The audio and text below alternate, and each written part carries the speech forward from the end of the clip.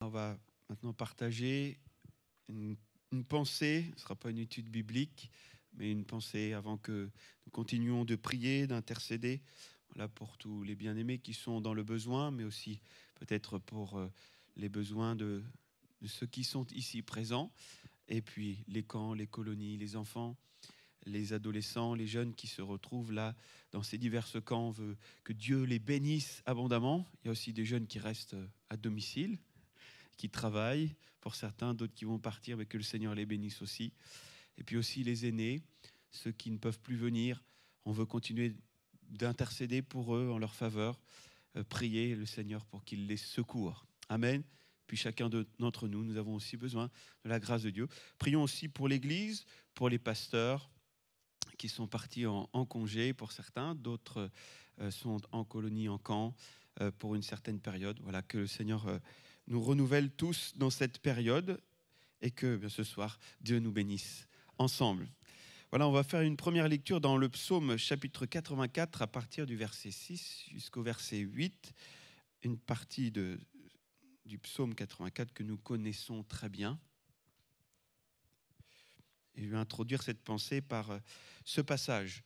Psaume 84, verset 6. Heureux ceux qui placent en toi leur appui. Ils trouvent dans leur cœur des chemins tout tracés. Lorsqu'ils traversent la vallée de Baca, ils la transforment en un lieu plein de sources. Et la pluie la couvre aussi de bénédictions. Leur force augmente pendant la marche et ils se présentent devant Dieu à Sion. Amen. Heureux ceux qui placent en toi leur appui. Lorsqu'ils traversent la vallée de Baca, ils la transforment en un lieu plein de sources. Ceux qui placent leur appui sur le Seigneur, en d'autres mots, ceux qui manifestent une foi vivante, agissante dans le Seigneur, déjà ils sont heureux. Amen. On est heureux parce qu'on se confie dans le Seigneur et on sait qu'il est fidèle. Si nous-mêmes on a été infidèles, lui il demeure fidèle parce qu'il ne peut pas se renier. On est sûr qu'en lui on aura toujours un appui si on se confie en lui. Amen. Donc, rien pour cela, ça serait un sujet de joie ce soir, chaque jour de notre vie. Et dans ce texte, il est parlé plus précisément de la vallée de Baca. Bon, c'est quoi cette vallée ? Eh bien, ça signifie la vallée des pleurs. La vallée des pleurs, c'est-à-dire un temps dans la vie, et peut-être plus ou moins long, parce que c'est vrai qu'on n'est pas égaux face à la vie. Certains ont des temps de pleurs qui durent plus longtemps que certains autres dans leur vie. Et dans ces temps de vallée de Baca, des vallées de pleurs, on peut perdre courage. On peut se décourager, on peut arrêter la marche, on peut être fatigué, on peut se rebeller, on peut mal vivre les choses. Mais dans ce texte, il nous a donné la manière de s'en sortir victorieux. Alléluia. Heureux ceux qui placent en toi, Seigneur, leur appui. Parce que si vous lisez, ceux qui traversent la vallée de Baca, ce sont eux-mêmes qui, par la grâce de Dieu, transforment ce lieu de pleurs en un lieu plein de sources. Donc, c'est-à-dire que cette vallée de pleurs, eux qui s'appuient sur le Seigneur, ils vont arriver à changer l'atmosphère de cette vallée. Au lieu des pleurs, ils en font une source de bénédiction. Tout au début, quand j'avais lu ce texte, j'avais mal lu. Il, je croyais que c'était Dieu. Mais comme vous l'avez lu, c'est il avec un S. C'est donc ceux qui sont dans ceux qui sont dans cette vallée de Baca, ceux qui se confient en Dieu, ceux qui manifestent cette foi vivante, agissante, ce sont eux qui, par la grâce de Dieu, par l'aide du Seigneur, parce qu'ils s'appuient sur le Seigneur, c'est eux-mêmes qui changent cette vallée de pleurs en un lieu plein de sources. C'est-à-dire que non seulement eux, ils bénéficient de cette source, il y a une source de bénédiction, le Seigneur, amen, mais en plus, ils savent la partager, et tous ceux qui passent par la même vallée, ils sont rendus capables de les bénir. Alléluia. Ça, c'est quelque chose d'extraordinaire. Ceux donc qui se confient dans le Seigneur sont ceux qui transforment cette vallée de pleurs en un lieu plein de sources, plein de bénédictions. Tout est dans le fait de se confier dans le Seigneur ou de s'en confier en autre chose. Si je me confie sur ma propre sagesse, sur mes propres forces, sur ma propre intelligence, sur l'amitié d'un tel, l'amitié d'un être humain, je risque d'être déçu fortement et de ne pas être heureux longtemps. Mais ceux qui placent dans le Seigneur leur appui, c'est cela qui fait la différence. C'est le recours à la foi. Le recours à la foi fait la différence. On pourrait lire dans le psaume 13 ce passage qui est un exemple concret de ce que David a vécu en s'appuyant, bien entendu, sur le Seigneur. David était un homme de foi, on le sait. David aimait l'Éternel et il savait où trouver son secours. D'ailleurs, dans ce psaume, il l'implore, il parle, il prie, il s'appuie, il cherche l'appui dans le Seigneur. Alors, au début, on se retrouve peut-être dans la vallée des pleurs avec David. Et voici ce qu'il dit au chef des chantres, psaume de David. « Jusqu'à quand, Éternel, m'oublieras-tu sans cesse ?» Il a l'impression dans cette vallée des pleurs qu'il y est tout seul. « Jusqu'à quand me cacheras-tu ta face ?» C'est peut-être les pensées qui animent ton cœur ce soir. Tu es dans la vallée des pleurs, la vallée des difficultés, mais je suis tout seul, c'est comme si Dieu me laissait. Jusqu'à quand aurai-je des soucis dans mon âme et chaque jour des chagrins dans mon cœur? Jusqu'à quand mon ennemi s'élèvera-t-il contre moi? Regarde, réponds-moi, Éternel mon Dieu, donne à mes yeux la clarté, afin que je ne m'endorme pas du sommeil de la mort, afin que mon ennemi ne dise pas « je l'ai vaincu » et que mes adversaires ne se réjouissent pas si je chancelle. Ça, c'est un appel au secours de quelqu'un qui se confie en quelqu'un d'autre. Oui ou non? On sent bien que là, c'est un appel au secours et c'est David qui dit à l'Éternel, moi je veux me confier, je me confie en toi, tu es mon confident. Je m'appuie sur toi, viens mon secours, ne tarde pas, sinon je vais y passer, que je ne m'endorme pas du sommeil de la mort et que les ennemis puissent dire que ça y est, on l'a eu. Et puis le verset 6, il y a un changement radical. Moi, j'ai confiance. Moi, j'ai la foi en ta bonté. Moi, j'ai confiance en ta bonté. J'ai de l'allégresse dans le cœur à cause de ton salut. Je chante à l'Éternel car il m'a fait du bien. Amen. Oui, David a trouvé le secours du Seigneur. Il a trouvé le recours, il a eu recours à la foi dans le Seigneur et c'est cela qui a fait la différence. Il commençait avec des jusqu'à quand? Jusqu'à quand ça va durer? Jusqu'à quand je vais être tout seul? Jusqu'à quand je vais faire face à cette opposition? Mais ça n'a pas duré le temps pour l'anéantir, mais juste le temps qu'il crie à Dieu et qu'il trouve le secours dans le Seigneur. Et ainsi, lui-même s'est relevé en s'appuyant sur l'Éternel. Moi, j'ai confiance. Je suis sur un roc. J'ai confiance dans ton salut. J'ai la joie dans le cœur, j'ai de l'allégresse dans le cœur parce que tu m'as sauvé. À cause de ton salut, je chante à l'Éternel parce qu'il m'a fait du bien. Amen. Donc, quelle est la raison de ce changement? Je viens de le dire, elle est encore là. La confiance, la foi, le recours à la foi. Si souvent, on est un petit peu comme les disciples qui étaient dans la barque, Jésus était dans la barque, une tempête s'est élevée, et qu'est-ce qu'ils font en première intention?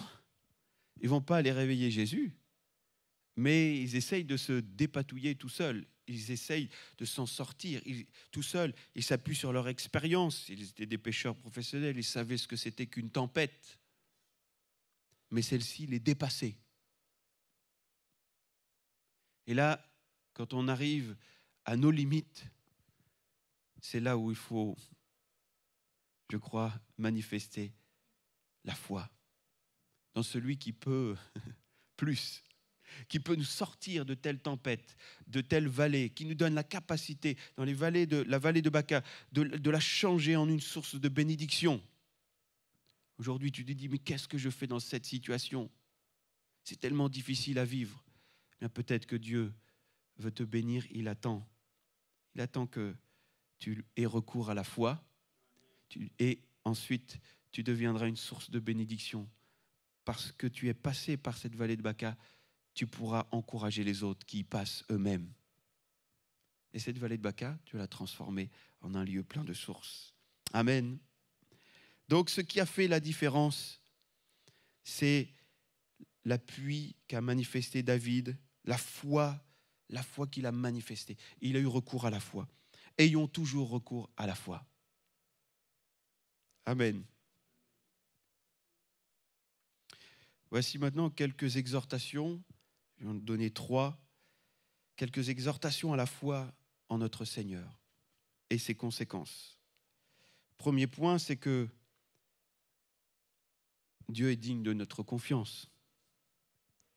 Et ce qu'il faut savoir ou rappeler ce soir, c'est que lorsque nous sommes face à nos défis, dans nos difficultés, dans nos épreuves, Dieu sait. Dieu connaît notre état d'âme, il connaît notre âme, il connaît notre situation, il voit les choses. Amen. Il connaît nos souffrances.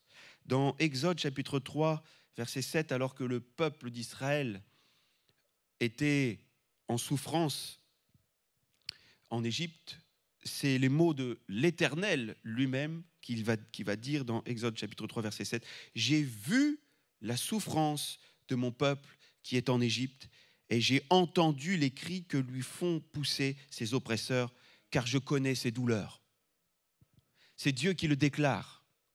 Et ce soir, tu dois entendre, je connais ta situation. Je connais ta situation. Je connais ta souffrance. Dans 2 Samuel, chapitre 22, verset 7, c'est écrit « Dans ma détresse, j'ai invoqué l'Éternel, j'ai invoqué mon Dieu de son palais, il a entendu ma voix et mon cri est parvenu à ses oreilles. » Dieu t'entend quand tu pries, quand tu cries à lui, quand tu manifestes ta foi envers lui, il entend. Quand tu souffres, il entend. Quand tu pleures, il voit tes larmes. Il connaît toutes choses. Il sait. Psaume 34 aussi, verset 6, nous dit « Quand on tourne vers lui les regards, on est rayonnant de joie et le visage ne se couvre pas de honte. Quand un malheureux crie, l'Éternel l'ignore? Absolument pas. L'Éternel l'entend. L'Éternel entend. Et il le sauve de toutes ses détresses. Amen. Le Seigneur donc sait et connaît ce qui nous fait pleurer et il est prêt à intervenir. Puissions-nous manifester la foi pour qu'il y ait ce déclenchement de l'action de Dieu, de la main de Dieu. Amen. Deuxième point, si Dieu sait, il connaît nos souffrances, ça ne fera pas forcément la différence aujourd'hui s'il n'agit pas. Mais dans ce premier passage, dans Exode, que je vous ai lu précédemment, je n'ai pas lu la fin intentionnellement, puisque c'est écrit « J'ai vu la souffrance de mon peuple qui est en Égypte et j'ai entendu les cris que lui font pousser ses oppresseurs, car je connais ses douleurs. je suis descendu pour le délivrer de la main des Égyptiens. Non seulement Dieu sait, il connaît notre situation, ta situation, la situation de ta famille, je ne sais, mais Dieu sait. Et il intervient lorsque nous manifestons la foi et que nous crions vers lui. L'attitude de Jésus, qui était venu révéler le cœur du Père aux êtres humains, l'attitude de Jésus lorsqu'il était sur la terre révèle clairement ce cœur de ce Dieu qui entend et qui voit, qui discerne le besoin et qui agit pour pourvoir à ce besoin lorsque l'on se confie en lui, lorsqu'on vient à lui tout simplement. Lorsque Jésus voyait les foules, les malades, les personnes dans le besoin, tout cela qui venait vers lui, il était ému de compassion et il intervenait en leur faveur.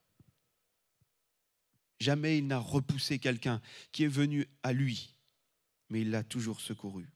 Dans Matthieu chapitre 9, verset 36, un premier exemple, voyant la foule, Jésus fut ému de compassion pour elle parce qu'elle était languissante et abattue, comme des brebis qui n'ont point de berger. Jésus n'a-t-il pas dit « Je suis le bon berger » ? Il a pourvu aux besoins de cette foule. Ceux qu'il a enseignés et qui étaient dans le besoin, ils avaient faim au bout de quelques jours où ils écoutaient Jésus. Ils avaient faim physiquement. Jésus a multiplié les 5 pains et 2 poissons. Il a pourvu à ce besoin également, le besoin de l'âme, le besoin du corps. Alléluia. Il est capable de tout, notre Seigneur. Matthieu chapitre 14, verset 14, il est encore dit, quand il sortit de la barque, quand Jésus sortit de la barque, il vit une grande foule et fut ému de compassion pour elle et il guérit les malades. Il a vu le besoin. Il a vu ces personnes qui étaient malades et il les a secourus. Allons-nous oser ce soir balayer tout vent de doute? Oui, mais ça fait combien d'années que tu pries pour ta guérison? Combien d'années que tu pries pour telle chose? Et tu es toujours dans cette vallée-là.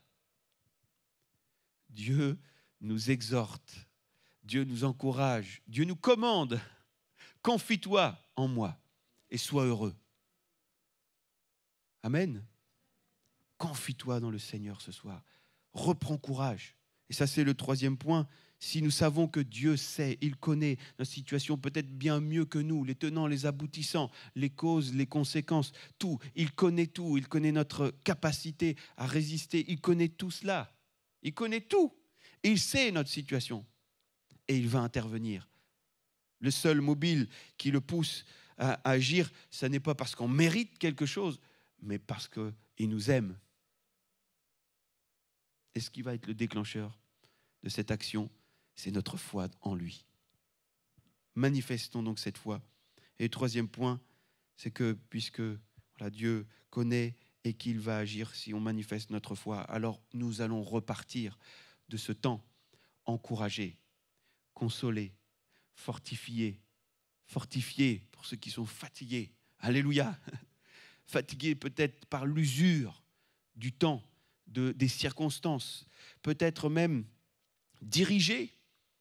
Quelqu'un a peut-être besoin de direction dans sa vie. Et pour toi, c'est une souffrance. Tu ne sais pas par quel chemin tu dois aller, qu'est-ce que tu dois choisir comme direction au travail, je ne sais, une situation scolaire aussi. Mais je sais une chose, c'est que Dieu est capable ce soir de t'orienter. Confie-toi en lui. Tu vas trouver des chemins tout tracés dans ton cœur. Dieu va te donner la direction. Alléluia. C'est l'exemple de David que je vais prendre pour appuyer ce point. 1 Samuel chapitre 30 verset 6. David fut dans une très grande angoisse lorsqu'il était parti. Il habitait de Tsiklag, il était parti combattre avec les Philistins contre Saül. Et puis les Philistins ils ont dit non, on ne veut pas de lui. On ne sait pas si dans la bataille il ne va pas se retourner contre nous. Donc David revient, et là, une troupe d'Amalécites avait complètement brûlé la ville. Ils avaient pris en esclaves toutes les familles de ces hommes, les guerriers qui étaient partis. Ils avaient pris les biens aussi, les richesses, et ils se retrouvent sans rien. Et ces hommes de guerre commencent à parler de vouloir lapider David. C'est lui le fautif, il avait capable de nous envoyer dans cette guerre inutile. Et là, David est dans cette grande angoisse, car le peuple parlait de le lapider, parce que tous avaient de l'amertume dans l'âme, chacun à cause de ses fils et de ses filles. Mais David va manifester la foi. David va avoir le recours à la foi en l'Éternel. Il va s'appuyer sur l'Éternel. Amen. David reprit courage en s'appuyant sur l'Éternel, son Dieu. Amen. Ce soir, c'est le temps de se relever.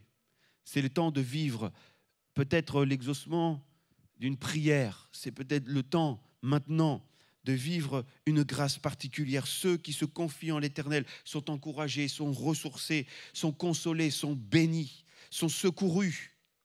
Pour cela, nous n'avons qu'une seule chose à faire. Placer notre foi dans le Seigneur, nous appuyer sur lui. Balayer tout vent de doute. L'ennemi viendra toujours susurrer à nos oreilles, mais Dieu a-t-il réellement dit? Puis s'il l'a dit, est-ce que c'est pour toi? Et toi, tu ne mérites pas. Avec des pensées comme cela, il sème le doute. Eh bien, ce soir, nous voulons balayer avec la parole de Dieu, avec ces 3 points. Je sais que Dieu sait. Je crois que Dieu sait. Je sais que Dieu va me secourir. Il va me donner ce dont j'ai besoin ce soir. Il va intervenir. Je me confie en lui. Alors je me réjouis dans sa grâce. Je me réjouis en lui. Réjouissez-vous toujours dans le Seigneur. Je le répète, réjouissez-vous. Alléluia. Alors pourquoi se priver de ce privilège du recours à la foi, ce recours puissant? Placer notre confiance dans le Seigneur, c'est agir en déposant tout à ses pieds. C'est cela. C'est abandonner notre pensée que nous allons maîtriser par nous-mêmes. C'est lâcher prise sur ce que nous, on pense que ça doit être et comment Dieu doit faire. Lâche prise. Fais simplement confiance au Seigneur. Le Seigneur nous l'a dit à travers de la bouche de l'apôtre Pierre. Déchargez-vous sur lui, sur Jésus, de tous vos soucis, car lui-même prend soin de vous. Dans les psaumes, il y a cette belle parole, psaume 94, verset 19 aussi, qui nous encourage dans ce sens. Quand les pensées s'agitent en foule au-dedans de moi, tes consolations réjouissent mon âme. Et oui, quand on se confie dans le Seigneur, il nous console et il réjouit notre âme. Et le dernier texte que je voudrais vous partager pour nous encourager ce soir dans la prière, nous encourager à la foi et la manifester ouvertement, audiblement. Ce texte dans 2 Corinthiens, chapitre 1, verset 3. Béni soit Dieu, le Père de notre Seigneur Jésus-Christ, le Père des miséricordes et le Dieu de toute consolation qui nous console dans toutes nos afflictions, afin que par la consolation dont nous sommes l'objet de la part de Dieu, nous puissions consoler ceux qui se trouvent dans quelque affliction. Ce texte-là me fait directement relier au premier que nous avons lu, la vallée de Baca. Lorsque nous traversons la vallée de l'affliction, des pleurs, la consolation de Dieu, parce qu'on s'est appuyé sur lui, cette consolation nous est donnée à nous. Nous sommes l'objet de cette consolation de la part de Dieu. Et cela a un but, que nous puissions consoler ceux qui se retrouvent dans la même affliction, dans l'affliction. C'est-à-dire qu'ils se retrouvent dans cette même vallée de Baca, que nous puissions transformer cette vallée de Baca en un lieu de bénédiction. Alors sommes-nous prêts à faire confiance au Seigneur pour vivre ces choses. Dieu ne nous dit pas des choses où ça sera juste de la théorie, mais il veut nous mener dans la pratique. Heureux celui qui met en pratique. Heureux celui qui va vivre ces choses. Et je bénis le Seigneur parce que nous allons le faire ce soir. Amen. Prions ensemble et prions donc pour tous les sujets que nous avons sur le cœur. Peut-être tu es dans cette vallée de Baca, tu n'en as parlé à personne. Bien, c'est peut-être le moment maintenant d'en parler au Seigneur et de dire maintenant, Seigneur, je te confie, je lâche prise, Seigneur. J'arrête de réfléchir sur comment tu vas t'y prendre, comment on va pouvoir s'en sortir. Seigneur, je lâche prise et je te fais confiance. Et simplement, je me réjouis en toi. Dieu sait, Dieu connaît, Dieu agit, Dieu secourt. Et tu repars courageuse, courageux. Tu repars fortifié, tu repars consolé. Amen. Seigneur, je te bénis. Je t'adore, Seigneur, car tu es le Dieu tout-puissant. Et tu n'es pas resté dans ton ciel de gloire, mais tu as regardé notre misère, tu as vu notre misère, et tu nous as déjà secourus grandement au travers de l'envoi de Jésus pour nous sauver, nous accorder le salut, le pardon de nos péchés, la vie éternelle. Ah Seigneur, cette réconciliation avec toi, tu nous l'as accordée gratuitement. Nous n'avons juste qu'à manifester notre foi pour saisir cette grande, énorme bénédiction. Et il en est de même pour toutes les autres bénédictions, pour toute notre vie, tout au long de notre vie. Manifester notre foi en toi, lâcher prise sur nos raisonnements, balayer tout doute, Seigneur. Et je te prie, Seigneur, ce soir, pour chacun d'entre nous qui avons des combats spirituels. Peut-être certains ont un moral qui est atteint en ce moment et peut-être même depuis longtemps. Certains font face à des défis, ne savent pas comment s'en sortir et ils sont dans la tristesse à cause de cela. D'autres, Seigneur, ont d'autres défis familiaux, des enfants qui ne sont pas encore à toi. Mais Seigneur, nous voulons te confier tout cela. Nous voulons nous confier en toi. Nous nous appuyons sur toi.